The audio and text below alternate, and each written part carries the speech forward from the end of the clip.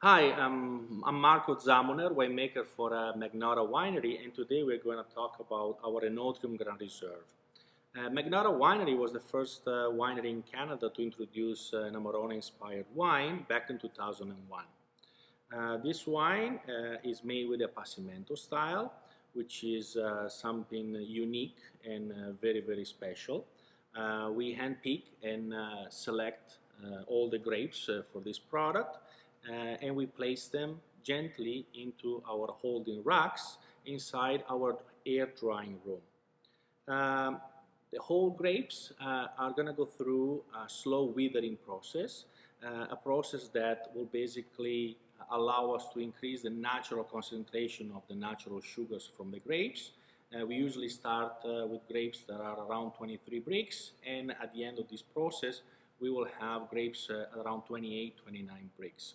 Once we achieve this appassimento, usually it takes about a couple of months, we crush the grapes and we ferment the must for a very long time. And we make sure that it's a very high maceration with the pomace, because we want to make sure that all the sweet ripe tannin from the grapes are coming into solution, and at the same time we achieve a deep ruby color. Once the wine is completed, we are aging it for at least 2 years in both hybrid barrels and French oak. And we do this because we want to increase the elegance of the wine, but also to broaden its flavor profile. After opening the wine, it's always important to smell the cork, the natural cork, and make sure there are no defects in it that can taint your experience in tasting the wine.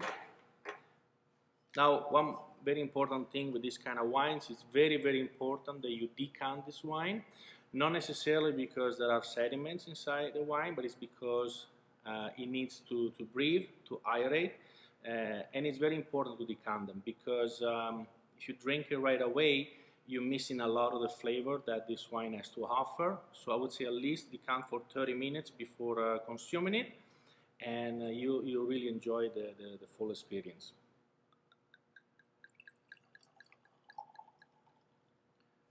So you can see it's always good to have, if you're doing tasting, like some white paper or a cloth, just so it helps you basically look at the color of the wine itself. So like I said, we aim for a deep ruby color in this wine, but of course as the wine ages, this red color will also become garnet, which is very typical of wines that are aged, and also wines that are going to be cellar for a very long time. It's very intense color, and when it comes to the flavor, the more characteristic flavor is candied fruit and red berries jam flavor. These are very intense in this wine, but they're also very characteristic of this product. Also different characteristic of this wine is hay, the smokiness and caramel that you can find in this wine. And of course, because we are aging the wine in barrels, you have an additional flavor coming from the barrel themselves of vanilla, coffee, and licorice. So this wine will give its flavor in different times, because like I said, it's very intense, and after you decant it, it will have like a really long time where it keeps giving you different flavor. Essentially because every flavor have different speed of which it will become available to be smelled in your nose.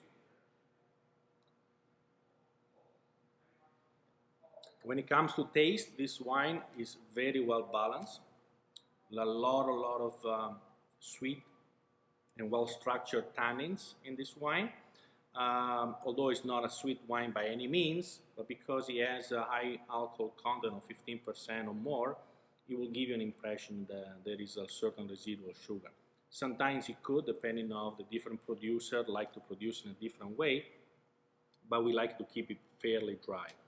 And of course the acidity in this wine is very well sustained, because it's important to really keep this wine for a very long time in your cellar, but at the same time a good acidity will also support very well a product that is very intense with flavors.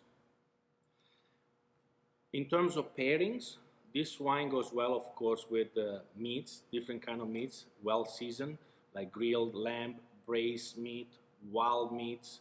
I would say this is a wine that really can hold its place with any style of cooking, but really it goes well with meat products. I wouldn't suggest to use it to cook it with, but of course, this is a wine that will definitely complement well-seasoned braised meat, veal, any kind of prime rib, both grilled or even cooked in the oven.